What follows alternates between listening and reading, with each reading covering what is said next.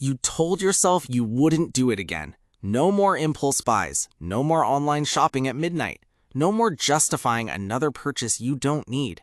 And then you did it anyway. And the worst part? You felt fine in the moment, almost good. Then came the guilt.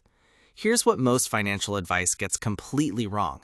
Overspending is not a discipline problem, it's an emotional regulation problem.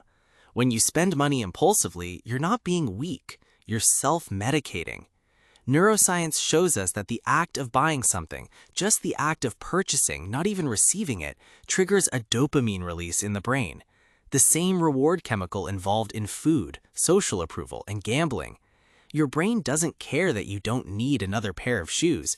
It cares that buying them will make you feel better right now, and right now always wins over someday. So what's really driving the spending? In most cases, it's one of three things. First, stress.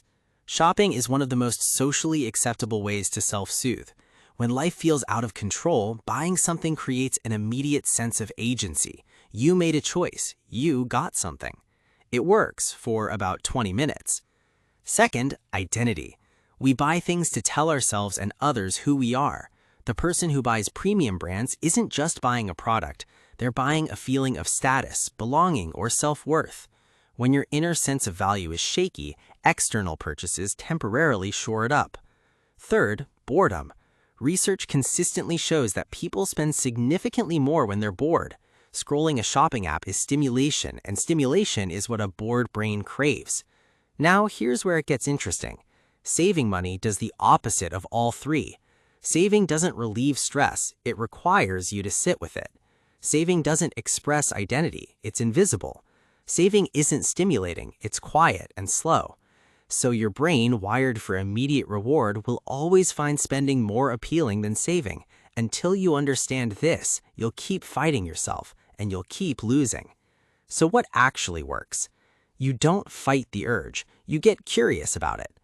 The next time you feel the pull to spend, pause for 60 seconds and ask, what am I actually feeling right now? Stressed? Lonely? Bored? Anxious? Name the emotion.